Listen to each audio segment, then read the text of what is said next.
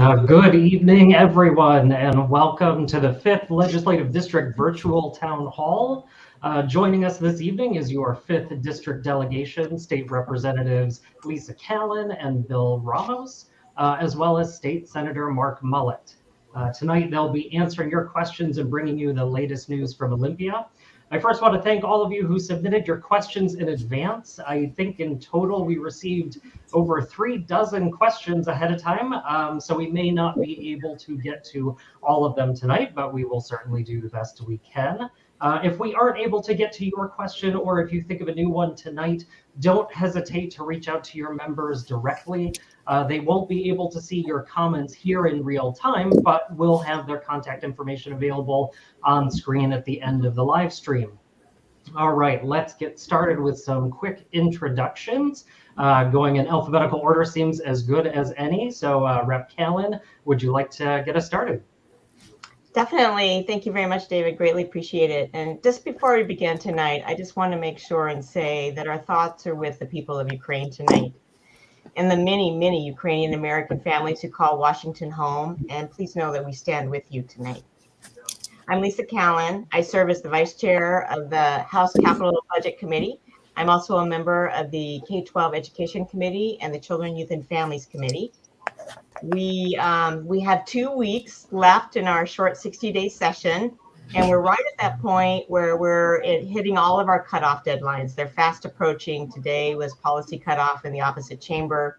We're starting the bicameral budget negotiations, and we're voting on bills right now from the opposite chamber. So we're glad we get to be here with you tonight and check in with you as we finalize these very fluid last 2 weeks where everything comes together. And thank you all for being here. And I'll turn it over to my colleagues. Great. Thank you, Rep. Callan. I'm Representative Bill Ramos. Just want to thank you all for taking your time for being here with us tonight. Really appreciate it. We know your time is very valuable, and so the fact that you want to be here with us tonight is important. Adding on what Rep. Callan said, there's 2 weeks left. So what that means is it's all coming together. There's very little things that we know exactly what's happening yet until it comes together at the end. But we'll probably have another town hall probably the 1st of April or so when we know everything that's been completed for sure. We know some things that are no longer moving, but that's about what we know for certain. We'll continue working on all these things, and I am Vice Chair of Transportation. I'm also on the Public Safety Committee and the Natural Resources and Agriculture Committee. And just really glad you're here with us tonight. Thank you. And I am Mark Mullet, and this is my 10th session. Hopefully this is one of the last times we have to do this virtually. Hopefully next time, very soon, we'll be back in person again. We used to bring donuts to these things. I think people only showed up to get the donuts. I know we can't provide donuts here. I'm on the Education Committee. I had 6 kids in the K-12 system. My oldest is now up at Western. So in a couple of years, I might have to shift from the K-12 committee to the Higher Ed Committee as they're slowly moving on to the next phase of public education in our state. I'm also the chair of the Business Financial Services Committee. I'm one of the few small business owners in the Senate Democratic Caucus, so that's a good committee fit for me. And I'm on the Ways and Means Committee, where I do the capital budget, and Representative Callan is in the other side of the negotiations when the Senate and House has to come to agreement. So I think we are the only legislative district, I believe, in the entire state where we have 2 members in the capital budget negotiations at the end of the year, and I think that's worked to our advantage. So we're happy to start answering questions. All right, thank you all so much for those introductions. Like Senator Mullet said, we are going to get started with questions here. Starting off with probably the most popular question that we got in ahead of time, which is around Highway 18. Highway 18 has been a problem for 20 years. When is the widening project expected to begin, and when will it end? Will it include a second parallel bridge over the raging river? And will Highway 18 eventually be 4 lanes for its entire length? Rep. Ramos, you want to kick us off here? Sure, happy to. And that has been one of my focus since before I was even in the legislature from the city of Issaquah, focus on working on 18. So it's been more than a 30-year project. 18 used to be a 2-lane road the whole way from I-5 to I-90. It's been a steady 30-year project to get it there, and we've got 2 pieces left. So the good news is what's left between Issaquah Hobart Road and I-90, the first piece there from the interchange with I-90 working west is a piece that is under contract now. A should start working this summer. So they will redo that interchange to make that a divergent diamond and help it flow better and get cars off of 18, off of 90. And then they'll start the widening going down 18 as far as this money goes in this phase, which is down to the Raging River Bridge. Okay. And now in the transportation package, which we're working on now, has not passed yet, but in that package is the final $650 million that will widen the rest of the road from that point to Issaquah Hobart. So this piece should start happening now that is under contract. It's going to be at least 2 years of construction, possibly 3. And after that, hopefully the next phase right over the top of Tiger Mountain will be then under contract and moving right along. So the answer to your question is yes, it will be 4 lanes from one end to the other. That's just what we need it to be for safety. And more so, it'll be divided across top of Tiger Mountain. So their safety will be there. There will no longer be the head-on collisions that we have now, and safety being our number one thing to change there and stop that. So that's the goal, and it is on track to happen. All right. Thank you so much, Rep. Ramos. Moving on to the second question that we have for the night. Inflation is higher than we've seen in decades, and Washington has seen billions of dollars in additional unexpected revenue since the last projection. When will there be legislation proposed to reduce both taxes and spending? Several legislators and policy groups have recommended at least small tax reductions be made. Senator Mullet, do you want to start us off on this one? Yeah, that's a great question. I serve in the Ways and Means Committee. I think going to follow up on what we just heard from Representative Ramos, the reason we've never had a transportation package in the history of the state without a gas tax increase. That's just the reality. We can't fund a $640 million project like Highway 18 without a gas tax increase. And both budgets in the House and the Senate transferred $2 billion. That's with a B, $2 billion to the transportation budget, which is why we're able to do this Highway 18 project. And so I think it's not the same, obviously, as a tax cut, but people should realize that without that operating budget transfer, we would not have a transportation package, or we would have had to increase the gas tax. And I think we heard loud and clear from folks last year that people were pissed off about the price of gas. And so we didn't want to raise the price of gas, but we still needed to finish Highway 18 and do these other investments. And so that's something to keep in mind. In terms of other, I just left the Senate Ways and Means Committee to come here to this. And the bill we just moved out of committee tonight, literally in the last 15 minutes, was raising the threshold of where you pay B&O tax up to $125,000. And the hope with that sort of legislation is we just want to make it easier for people who are running some of the smaller businesses. They don't have to deal with filing the paperwork of the B&O. Right now, the threshold's at $50,000.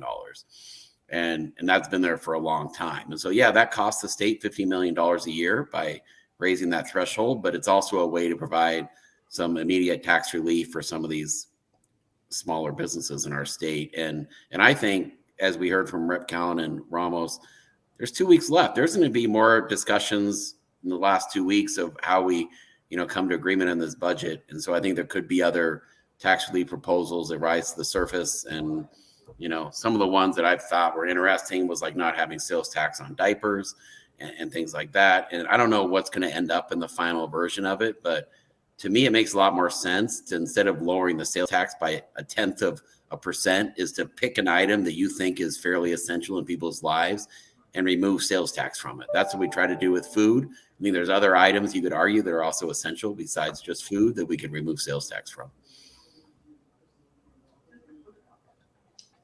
Any other members want to weigh in? Oh, go ahead, Rep. Callan. I was just going to also just make sure that we stay on the horizon, know that there's been this multi-year tax structure restructuring work group. And I know that we've put out information so that, they've come and participated here in the 5th. Many of you signed in and we saw you there. I know that Rep. Ramos and I joined in our local community conversations, and so that there was engagement with business, there was engagement with community organizations, there's been engagement with residents in the Fifth and across the state around what can we do to actually restructure the tax code, both from a B&O perspective and from an individual's perspective. So as that work group starts to come to its end and gathering all of its work, I'm hoping to see some bigger changes in the next biennium budget and as we move forward, especially around B&O tax, I think. And I think we've heard that loud and clear. And so I just keep that on the horizon too, to really see what we're going to do for the long haul.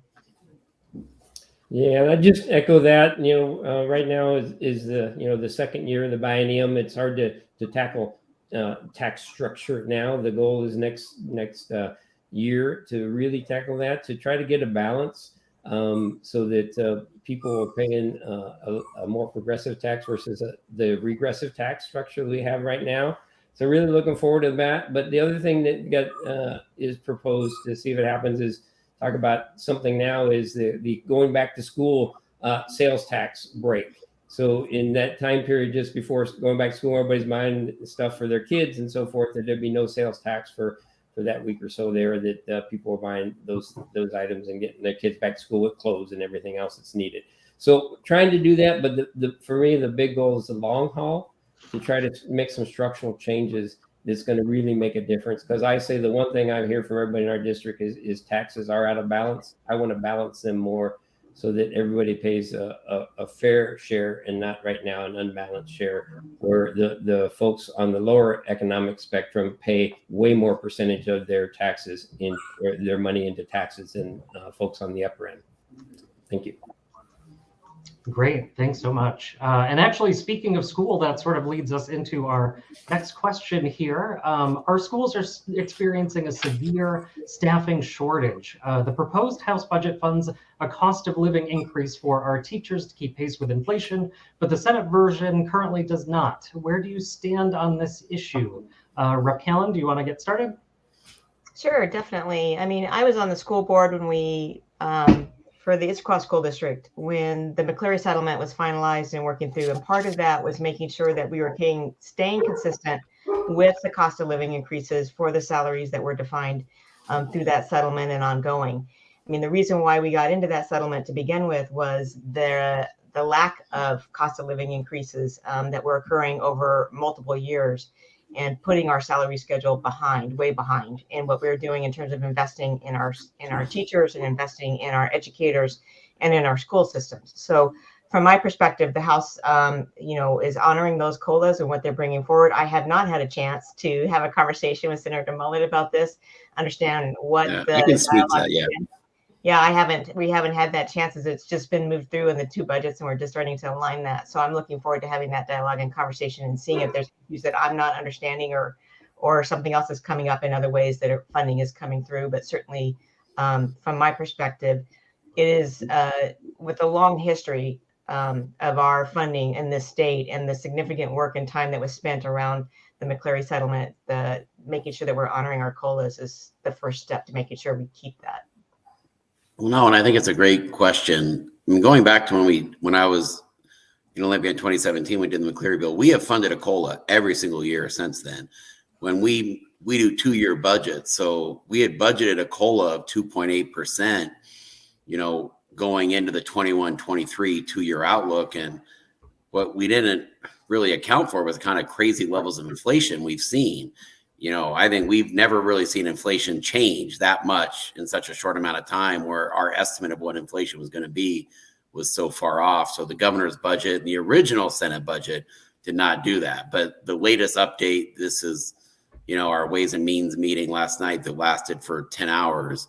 The Senate did raise the COLA from 2.8% up to 4.7%. And so at this point, the Senate has the highest COLA we've ever had for teacher pay. The House has a number as well. And as we finalize negotiations in the next week, I think they're going to settle on what the final piece is. But for the teachers in our districts, they should know they're going to receive the largest COLA adjustment that's ever happened in state history. And that's because we acknowledge inflation's higher than it's ever been. And just to add to that, I think we've been trying, over the last 4 years we've been there, trying to really take care of not just our teachers, but all the staff as well. We've been working really diligently, and I love having Rep. Callan on education and do all that work that leads in there to take care of our teachers, our staff, and our students along the way in many ways. And if you look at what's funded now compared to 4 years ago, I think there's a dramatic difference, and that's make a difference. And we're going to continue doing that. Everything from, our behavioral health folks that we need, counselors in schools, and those things are continuing to work to add all the things we need for all our kids. And that's not ended yet. It's going to continue.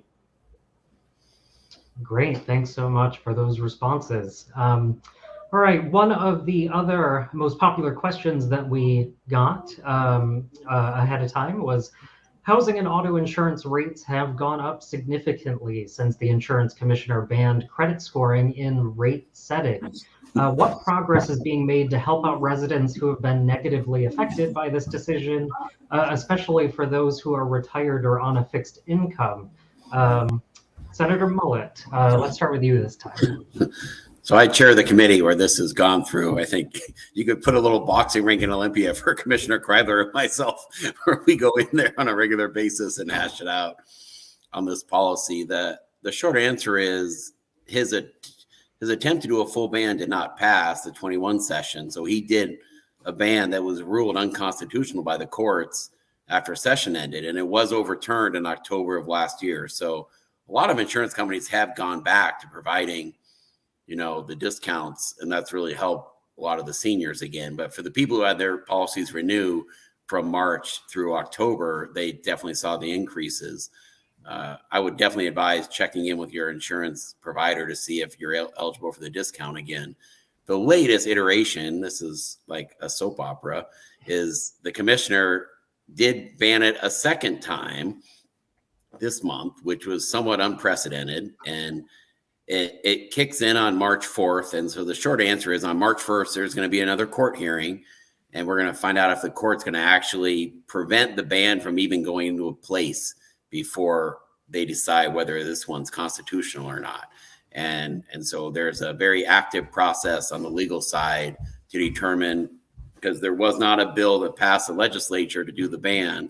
And so we think the commissioner, when I say we, myself and the staff on the committee that I run, is once again that he is outside of his legal authority. So we're optimistic that the courts will agree with that view the first week of March, and in which case, hopefully more companies, because I think a lot of companies were very hesitant to go back to using the discounts again, because the commissioner was making it very clear that he was going to do exactly what he did in the month of February, which was ban it a second time. So it's a very complicated process. The short answer is we'll know by March 4th what the courts have decided if they're going to block him a second time. And I would just throw in there, I've heard from a number of people that, their rates have skyrocketed and to the fact that, you can't afford it. That's terrible. And I want to throw a little bit back. We need our insurance companies, but insurance companies will use any excuse possible to raise your rates and then don't lower them. I know as a young man under 30 that wasn't married, my insurance rates were horrible. And I couldn't wait till I turned 30 and said, good, they're going to go down. And they said, no, they're just not going to go up as much. Right. I mean, we're dealing with companies that's their goal. And so that excuse is there. The first way the insurance commissioner did that, I think, was very bad, because it may have saved some people money, but then it put it on somebody else's back. That's not the way to figure premiums. So I'm hoping they do it a little better. I hope to have a better nexus for, using those things and determine your rates. But I would really follow Senator Mullet's comment. Talk to your insurance people, call them on it, because if you just pay what they just jack the rates up and you're stuck with it, I'd call them on it, because this is not right if they're jacking up your rates and they don't have a legitimate reason to do that. I can tell you, it's all over the board. I can tell you bluntly, I just got my insurance due this month and it went down $200. I can't explain that. So it's just all over the board, depending on your company and how they tend to want to do that. So please call your insurance companies, work with them, and let them know, you got folks on your side, and we'll work on making sure that they're not gouging folks unnecessarily. Great. Definitely good advice. All right. What is being done to significantly reduce or eliminate student loans? Rep. Callan, let's go with you this time. Thanks, David. There's been quite a bit of legislation actually in the last couple of sessions that trying to figure out how to reduce tuition, increase Washington student grants. And there's a bill going through the session this year that actually starts a Washington student loan program because of the difficulties of repaying back federal loan programs. And we know that the rates and the interest rates that are tied and connected to that. I think the sponsors of the bill here think that Washington can do it better and do it cheaper for our students and have more control over that. And I think so we're trying to do a lot of efforts around that regard.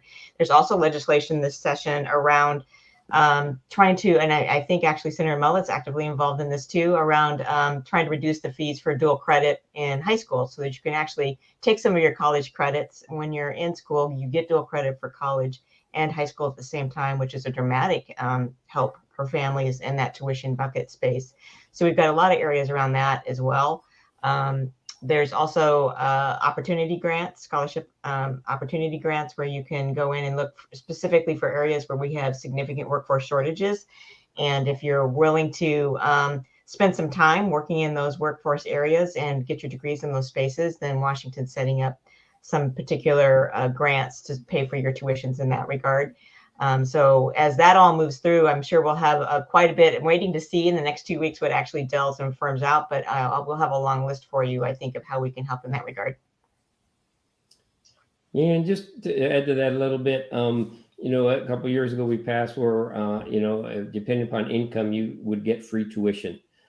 This year, the bill is there to actually to raise that amount of income so we can it'll expand even further. So we're trying to get that there too. And the Washington student loan program that Rep. Callan talked about is at 1%, versus 8, 10, 12, whatever the feds are charging, depending upon when you got in. So that's a 1% rate for student loan, which is pretty reasonable. And that would be a revolving cycle where students would pay it back and it would go out to new students. So it would be a one-time thing to keep that going. And I guess just a little bit of a life story. People talk about, free college and those kinds of things. I can tell you that I personally, I grew up in California, and I went to California State University system, and I got my bachelor's degree, and I paid no tuition. So free college is not a new idea. In California back then, you paid no tuition if you went to your state college in your state.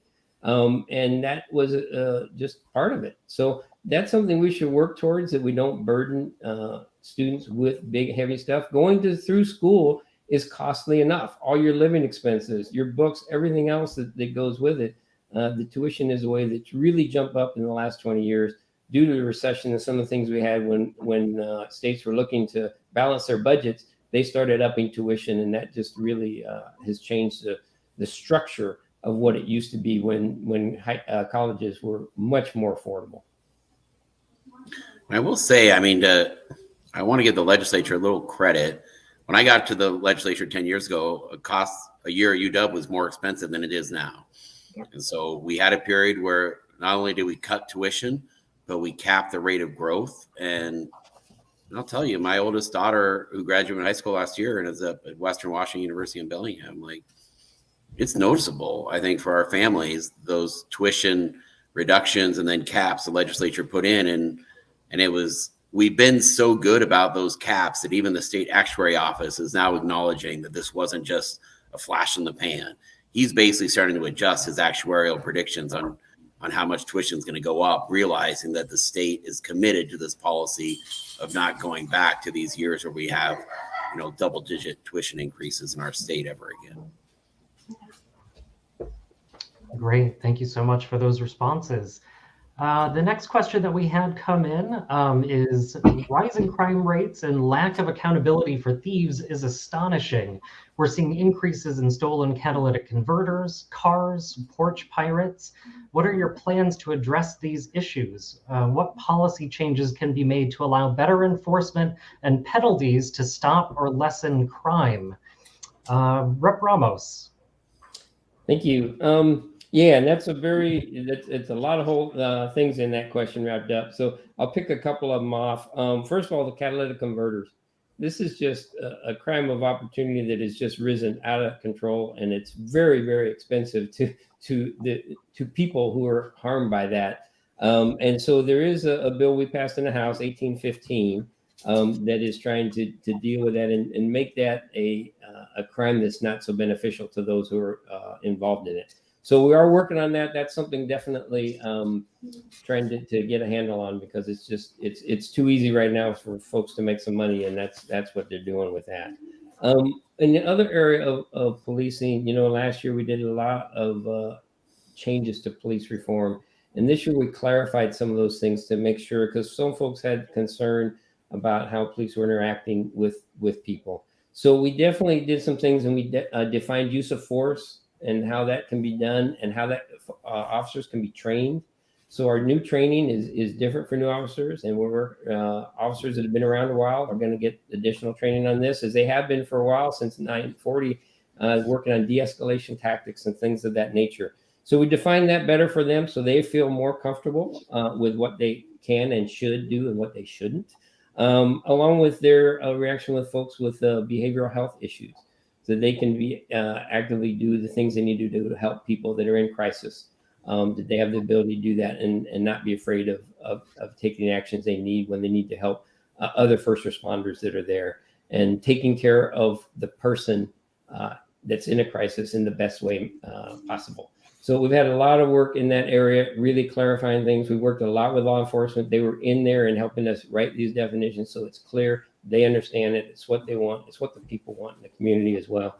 And so I think we made some really good strides on that this year in clarifying what we expect from our police, because that's what we want. We want them to know what they can and should do to help us, and what they shouldn't, and that should be clear, and we can expect the same from them. So that clarity and transparency across the state is important.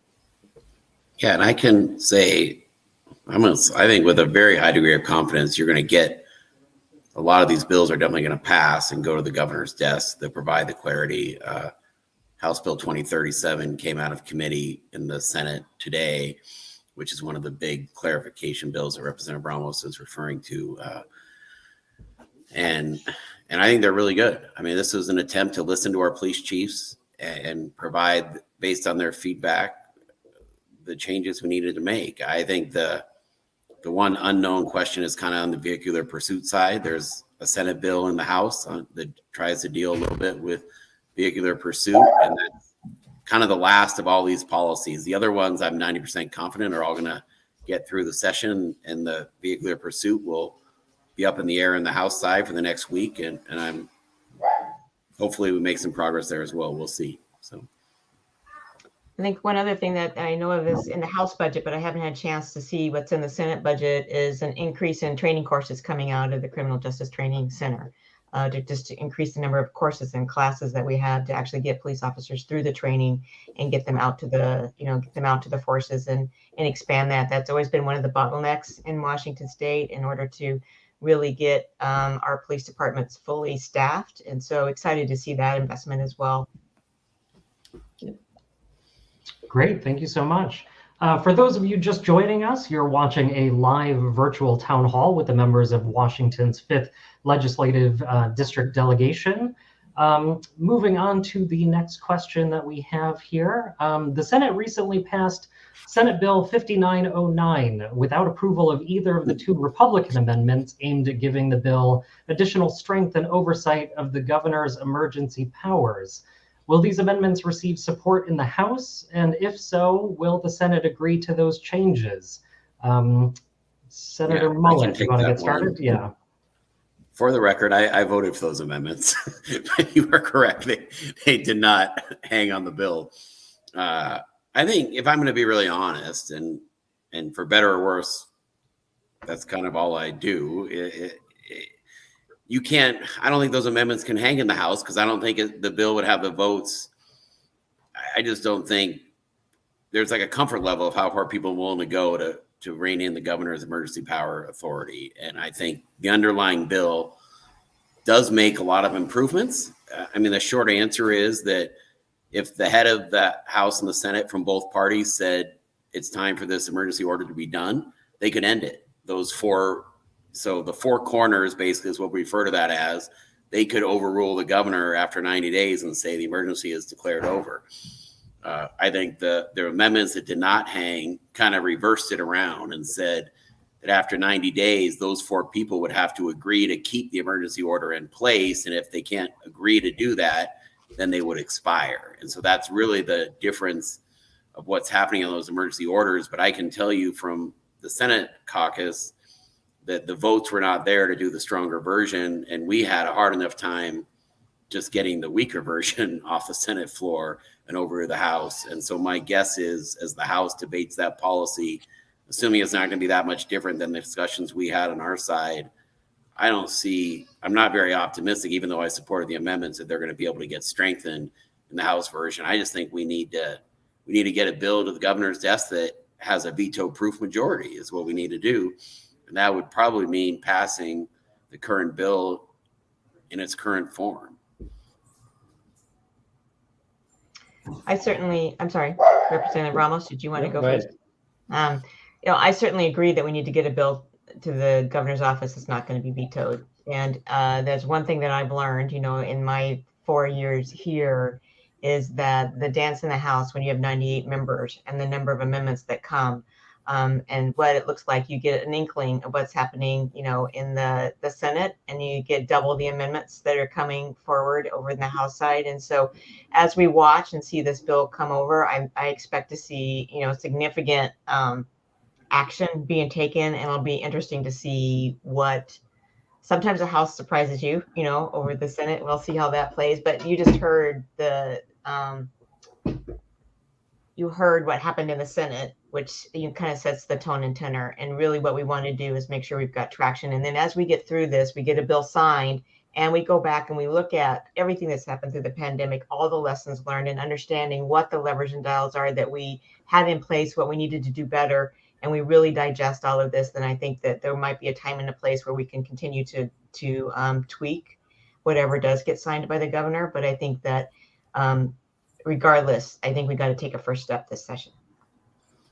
And I think, go ahead, Representative Ramos. And just reiterate that we have to take a first step. We have to do that. We'll take as big a step as we can take, and it's reasonable. And like I say, the senator laid out what happened there in the House in 2 weeks. I can't predict the future of the next 2 weeks, but we can report back when it is done. But we do have to take at least one step in the right direction. I know. The House had a 9-hour debate on the ergonomics of chairs on Valentine's Day. I can't imagine how long they're going to debate the governor's emergency powers. But I will say, when we got into session last year, January of 21, and a lot of these restrictions were really strong. And then the legislature showed up and we started to say to the governor, hey, it's time to start making some changes here.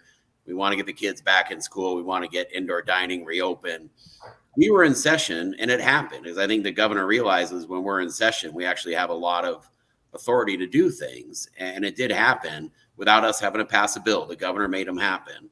And I think if this bill were to pass, I think it would keep him in line, in the sense that if he starts hearing from the legislature, hey, be really careful. You don't want us to have to just convene together to overrule you on this. You should probably just undo it yourself. And I think this bill will create a path for that to happen in the future. And yeah, I supported the stronger version of the bill, but this is, sometimes if you say it's all or nothing, I'll tell you, in Olympia, when you have that attitude, most of the time you end up with nothing.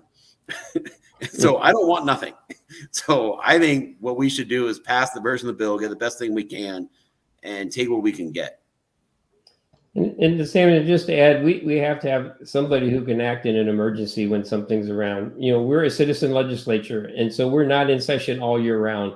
So it is harder for us to take action and so I think having a check on it is what we need. But the expectation that you can get 147 people to get together and make a decision on how to decide something in an emergency is not probably the best way to figure out how to do that totally from, a true emergency situation. So I think we need to work together on that. So we have the ability to act when people's lives are at risk. Great. Thank you all for your answers to that question. Next question we have, lack of affordable housing and homelessness are becoming enormous issues for families in our communities, both large and small. What's being done to address these issues? Rep. Callan, let's start with you this time.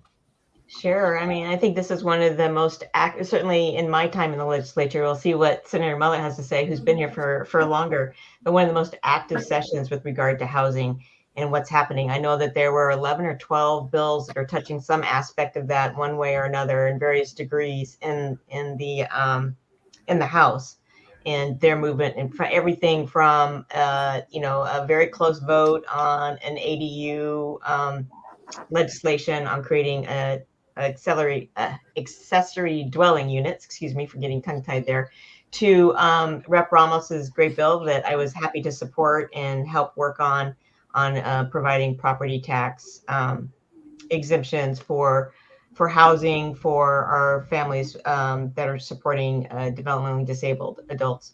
And I know Senator Mullet also worked that bill on the Senate side greatly. So, and all of that range. And we have a robust capital program in this arena, both in the Senate and excuse me, we passed out of the House today.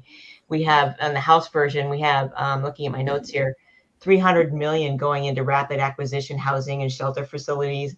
We have 100 million in permanent supportive housing through a new program that we've stood up through a bill in the House side. Again, we'll see if it gets across the line in the Senate through Apple Health and Homes, which is setting up a new account around making sure that those that have high complex needs actually have access to housing so that they can be stable in their foundational needs to become healthy.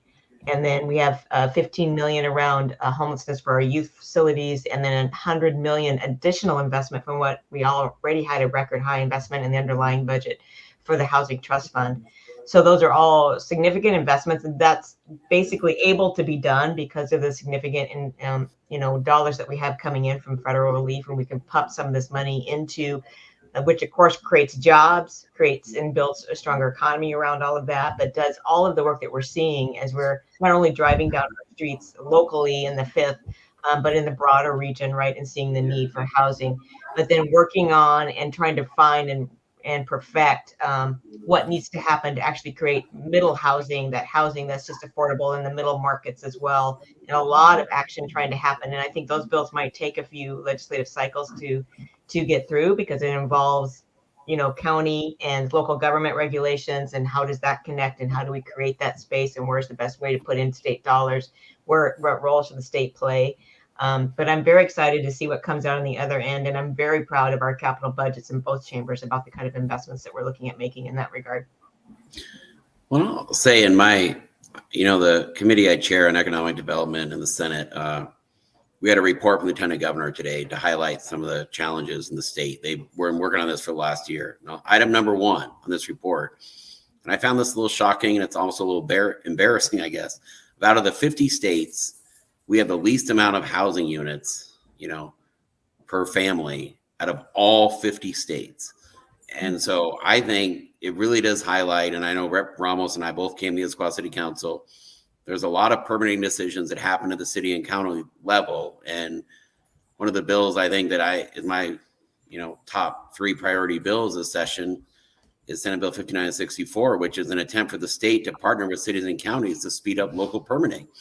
And it got passed unanimous out of the House Housing Committee this morning in the House. And so now it goes to Probst in the House this weekend. But the idea is all the money that Rep. Callan's talking about that we've been putting in, every one of those units has to go through a local permitting process. The local permitting process, I don't know if anybody's been through it lately, kind of sucks. I mean, it's just not, it should be quicker. And so this is our challenge right now, is how does the state partner with cities and counties to clear this permitting backlog? Then how do we establish a time frame where people are going to go in for a residential building permit with a high degree of confidence they're going to get one back within at least 90 days. I mean, that's the hope, is you're not having permit process take 9 or 12 months before it gets resolved with a lot of delays and headaches. And I think the more certainty we provide in this space, the more housing will get built, because this report from Lieutenant Governor in my committee this morning indicated, like, some of the roadblocks we put on building housing in Puget Sound region, we're starting to pay the consequences of them in unaffordable housing prices. And so we have some work to do to partner with our local cities and counties to really move the needle in this space. Yeah, and I just add, it interesting to me. There's two problems kind of wrapped up here. There's the homelessness problem that's on the street right now today, and there's the cost of housing for everybody. And the state probably doesn't have a big magic bullet or super strong way to fix either of those. I mean, the cost of housing is market economic driven kind of thing that is really hard for us to slow down. And the homelessness situation started 30 years ago, and we've let it go for 30 years, and we need to really turn the corner on that.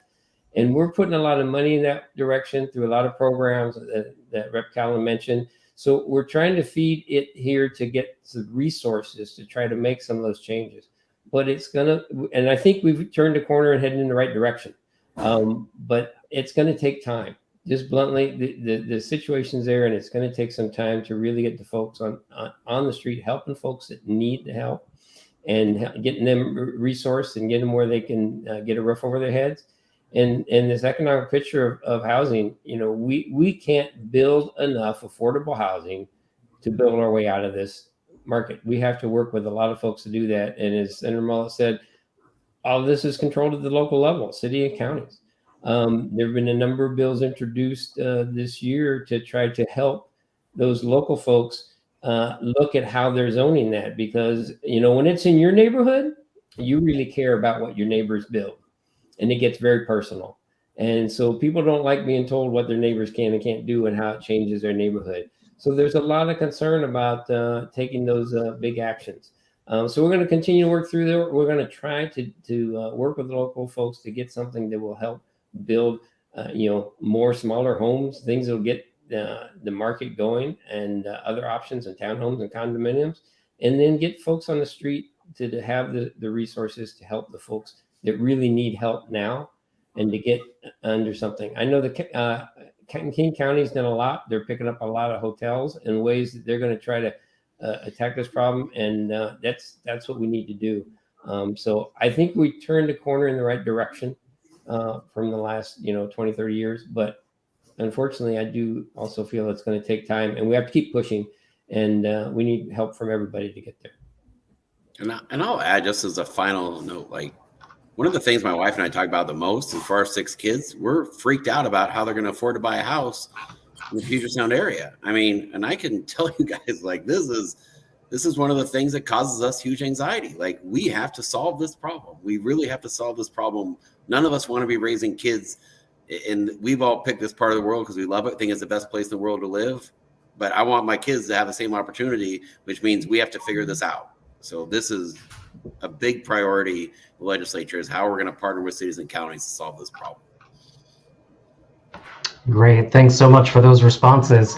All right, now to, I think, our shortest question of the night. We need more electric cars. How are you helping to do that? Rep. Ramos, let's start with you. Thank you. Yeah, and that's true. And I think, this is one of those situations where I really believe the market is going to solve the problem for us. A couple of years ago, Rep. Macri introduced a bill that said we should try to have all electric cars by 2030 in the state as far as new cars go. And that bill was, people went, "What? Are you crazy?" Now I think that is almost a statement that folks are believing is going to be the truth. In our transportation package, there's an intent statement with a goal there that says we want to have all vehicles electric by 2030 that are being sold here. It's a goal. It's not a mandate, but it's a goal. And if you talk to the market, I talked to our local Chevy dealer here in Issaquah. The dealers, the manufacturers are going to be they've already committed by 2035 to be making all electric, but it's going to come even sooner than that. They've actually offered the city of Issaquah, Chevy has said, we're going to build 10 charging stations in Issaquah. Where do you want them? And they said, because we have to build out the infrastructure so we can sell our cars. And so if the dealers start doing that, and that infrastructure is there, then the range anxiety and those other fears that people have go away real quick. And once you drive an electric car, you're not going back. I'm sorry. So as all of us sit here and smile when I say that, but that is the truth. I think it's going to come. The market's going to drive it. Manufacturers are going to change that faster than we could ever do anything to force them to do it, because the market's there. It's the right thing to do, and they're going to continue to do that. And the cars are going to look cool on the outside. They're just going to have a totally different power plant on the inside, and it's coming. And I think, like, if you're going to spend state money at this point, yeah, I agree with Rep. Ramos. I think investing state money in charging infrastructure is going to give you a lot more bang for your buck. Like, you want to be able to go up and down I-5 and I-90 and feel like there's a fast place to charge your car in 30 minutes. Every freeway exit. You don't want to have some special map that says which exit do I get off to find out. Like, when you're driving when I'm driving up to Bellingham, and we have one gas car and a couple electrics in my household, but you just get off any freeway exit, there's going to be a gas station there. We want the exact same thing for electric cars up and down I-5 and I-90, where you don't have to look up. Like, the state's going to invest in that charging infrastructure. And as Rep. Ramos says, once you have that comfort zone, a lot more people, like the F-150 from Ford already has a backlog. They had to quit taking orders. So we know that there's a demand for these cars. We just have to provide the infrastructure so they work efficiently now. Great. All right. Next question that we have. Washington has the third smallest film incentive program in the country. House Bills 1914 and Senate Bills 5760 were introduced to increase funding for the program. Do you support these bills? And what else can be done to support this industry? I can take that one. That went through my committee in the Senate. We've been at $3.5 million forever. And it was funny, when I got to Olympia 10 years ago and we were trying to do McCleary, it was a fight to keep the $3.5 million incentive. It was a fight. In the meantime, Oregon's incentive has gone all the way up to 20 million. Montana's has gone up to 14 million. And so Senate Bill 5760, these bills, it came out, we passed it out of Ways and Means in the Senate today at the $20 million level. And so we put it in the budget. So I am highly optimistic this is a year that we're going to actually raise up. And I think people say, what does that mean? It means if your kid is interested in going into this industry, the creative industry, where they want to work in TV or film in that capacity, they won't have to move to a different part of the country to have a job, because at the end of the day, without a film incentive, you're not going to have the project shot here. You're not going to have the sound stages built here. And that's why it came to my economic development committee. This is economic development. And if the reality is, based on what we're seeing in Georgia, what happens up in Vancouver and British Columbia, if you want to be competitive in the space, this is how you play ball. And this bill that we're passing this session is going to put us on the map to actually get these projects shot and filmed here. And I think the people in that creative economy space are going to finally be able to start get a lot more work in their own state instead of having to fly somewhere else. All right, great. We're getting close to the end here, so we have a couple of remaining questions to go. The next one we have is, what can be done at the state level to address the inequity created for our students when wealthy communities can improve school levies for enrichments, while poorer communities are unable to afford levies for capital improvements like building repairs? Rep. Callan, do you want to start us off? Sure.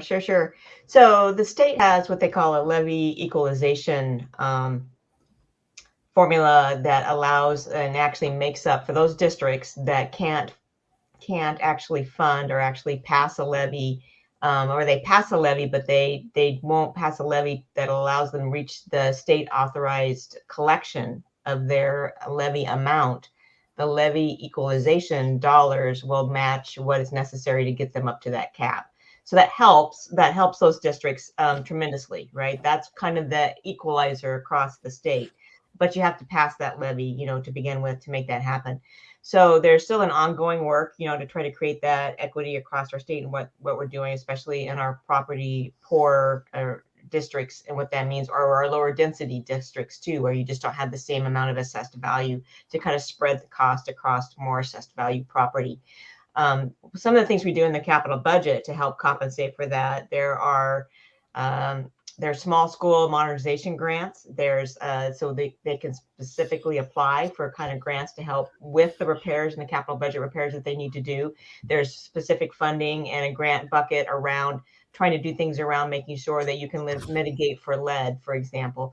We have some legislation moving through this session around trying to figure out how we can reduce and mitigate some toxins around T12 lighting that might have PCB toxins in them. We have another bucket that we've already funded, and I think both chambers are working hard to try to add more dollars to, specifically around seismic upgrades that need to happen to make sure that our schools are up to code, especially those that are in the highest risk around seismic things. So those specific categories are outside of the school construction formula and are also ways to help our districts that can't pass local capital levies to do that work.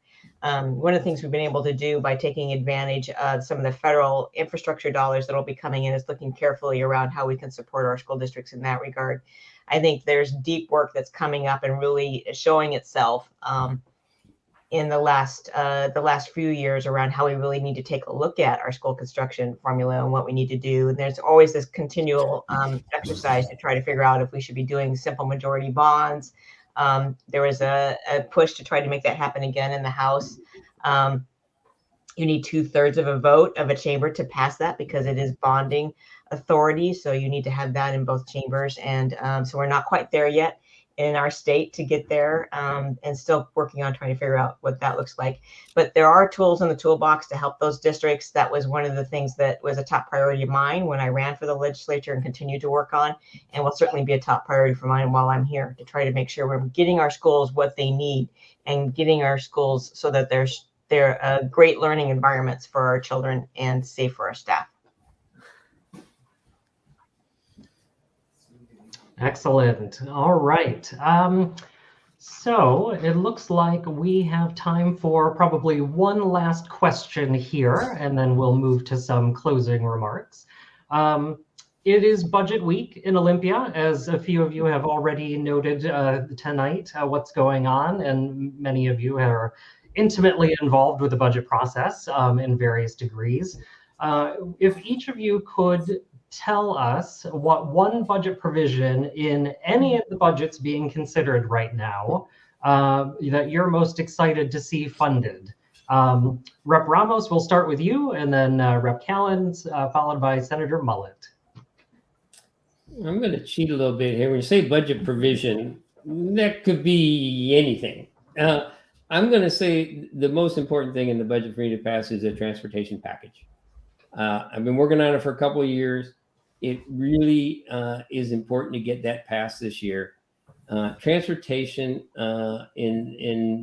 affects everyone in the state. We all have to move around one way or the other. Even people that don't move around, they get things brought to them. Our whole system works there.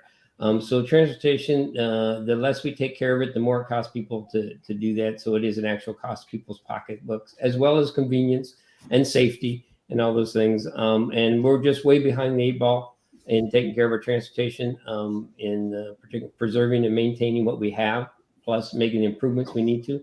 So I'd say the one piece of the budget, it's not actually a budget, it's kind of a package unto itself. So I'll call it a provision according to the question. We'll just, I'll say that budget transportation package, getting that through, which is going to be, it's on track. I'm very optimistic we'll get it through in the next 2 weeks, but it's still a tough thing. Most people thought we couldn't do it in a short session, but I believe we will be able to get there. And the judges have said that that answer is still okay under the question. So, Rep. Callen, go ahead. If there is a budget provision or package that you are most excited about, please. I like the package idea, because you all know that I can't just pick one. That's for sure. I mean, I've been working in multiple facets, and certainly as co-chair of the state's Children, Youth, and Behavioral Health Work Group, there was top level recommendations of how we can really stabilize our behavioral health system for our children and families. And there was significant budget integrated programs and policies and services that were addressing the short-term need and the longer-term need of what we need to do around that. Some bills that were going in that direction as well. So for me, seeing how that moves out is certainly a top priority, and making sure that we can try to get the support for our kids when and where they need them. But my little mini heart part of the behavioral health part is really around adding, it's not a big budget ask, but I think it's very crucial and important. Both the city of Issaquah has a behavioral health coordinator navigator role that they have brought in to try to help focus on how to do those community care calls and really support that work. And Maple Valley has done that work as well. And so I have a budget ask and proviso that's in the House budget, and we're going to work hard to see if we can't get it across the line in the Senate to provide resources for a regional behavioral health coordinator for the Snoqualmie Valley space and area, so that we can really push forward a pilot. And you have the smaller cities that they have deserts of behavioral health services. They don't have the ability to have the quick access to behavioral health care or emergency services, even at the rural and more urban areas do. So I think we can establish a pilot that actually helps hopefully set up a framework for how smaller communities in our more rural and unincorporated areas can come together to really serve those community care calls. And it'll be a coordination with the police department, fire department, and our cities. There's a community hospital in the Snoqualmie Valley. So when you start making all of those coordinated efforts and tie that together, then hopefully we'll be able to keep our police and fire doing public safety and making sure that they're taking care of the medical emergencies, that type of work. And then we'll have a behavioral health response system and network that we can model across the state. So I'm very excited about that. Yeah, for me, this is the easiest question of the night, because I'm going to ditto what we heard from Rep. Ramos. Transportation. In Olympia, you have meetings you do where you're the one, like, people make the appointment with you and you listen. Then you have meetings that you're proactive, where you want to set up the meeting with another elected official because you want to talk about what's important to you. And in my first proactive meeting in Olympia 10 years ago was with the Republican Transportation Chair, Curtis King from Yakima, to talk about Highway 18 and how we're going to try to figure out what to do with that stretch of road. And the one advantage Rep. Ramos and Callan and I have is all the Eastern Washington legislators, that's how they get to Olympia. They come over I-90 and they take Highway 18. They don't want to sit in 405 traffic misery. And so they understand the headaches our community has with the stretch of road. And yeah, I mean, this is, at this time, to have been working on this thing for a decade, and here we are 2 weeks away, and we've never been closer. And it was almost like deja vu, the capital budget. There was 4 senators and 4 House people who were asked last spring, after a session ended, we couldn't get a transportation budget passed. They said, why don't we have the 8 of you start working on ways we can pass a transportation package? Rep. Ramos was in the House group. I was in the Senate group. And I think, once again, we were the only legislative district that had 2 members in that group of 8 people. And as a result of that, we have a package here where we came out with a giant win in this package. We have $640 million. You know, the package, the highest, most expensive one after that, after us, you're down at $200 million. You know, that's the gap between what we're getting and the third package. The headline package is still the I-5 bridge down there between Vancouver and Portland. But I'll tell everyone here, ours is going to get built before that because we've done a lot of advanced planning. You know, we've already started design work on being able to finish this project down between this I-5 bridge between Portland and Vancouver. They still haven't, they got to get Oregon and they got to get the feds. They got a lot of work to do on their project. Whereas ours, we're going to be shovel ready. You know, by the time we finish the first leg, we're going to be ready to go on the second leg. And this is exciting for me. This next 2 weeks, getting this transportation package passed. And that's, to me, is a time where you can finally spike the ball and say, we got a big win. And just one thing to add to that quickly is we have to pass budgets. I mean, that's the one thing we have to do as a legislature. We do not have to pass a transportation package. That's a supplemental to that. So the fact that we get that done is really important, because if we could not get it, and we would just suffer the consequences. But the other budgets, we have to get them out. That's the one thing we're required to do. So this is above and beyond, and it's been a lot of years in the making, and it's just happy as heck as where it is right now. Great, thank you so much. So it is just about 8 o'clock here. So I will give you guys, a couple seconds here to quickly give some closing remarks to say goodnight to everyone. Rep. Ramos, do you want to get started with that? Sure. And just want to say thank you again for anybody who came and took an hour of their time to listen to what's happening here. I just really appreciate your involvement and your interest in the time. Look forward to seeing you more in the future, hearing from you more directly, and reporting when all this is said and done after these 2 weeks are up, what we actually get truly, totally accomplished, not just what's almost to the finish line, because it doesn't count until it gets to the finish line. So thank you. Keep active. We need active people in our community. Bug us. It's your job, and it's our job to work with you and get there what we need and listen. And so thank you. And Rep. Callan? Deep gratitude for your time and your passion and your writing in and connecting with us and all of the local electeds that might be on this call and all of the folks that are just trying to make it through the day, given the pandemic and through, are worrying about loved ones in Ukraine in any aspect. Please feel free to always reach out to our office in any way that you think that we can be of help in that regard. I know we've had some communications around folks that have family members in Ukraine, for example, but really it's about hearing from you about how life is showing up to your doorstep is really helping us make the better policy. Policy can be this giant sledgehammer that is not a one size fits all. And we got to get better at and more nuanced at making sure that the policy is showing up to your doorstep in a way that helps you keep, money in your pocket, a good working job that you love, your family's ability to thrive. And that all takes a direct conversation about what's really going on in everybody's life. And you and the Fifth have always been willing to engage in that way, and greatly appreciate you and your willingness to do that. And my door is open to you anytime. And Senator Mullet.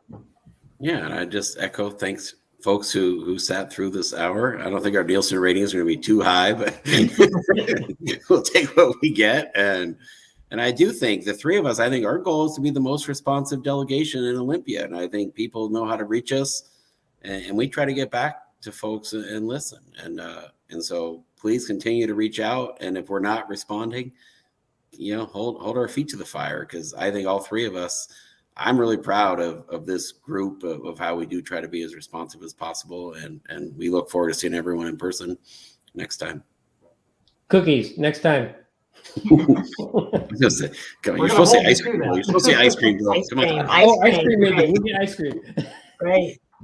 All right, that's all the time we have for tonight. Thank you all again for sharing your evening with us and sharing your questions. Again, if we didn't get to your question, or if you thought of something you'd like to ask tonight, don't hesitate to reach out to the members directly. We'll have their contact information up on screen momentarily. And if you weren't able to catch the whole thing, a recording of tonight's town hall will be immediately available after the live stream ends. Thank you all again, and good night.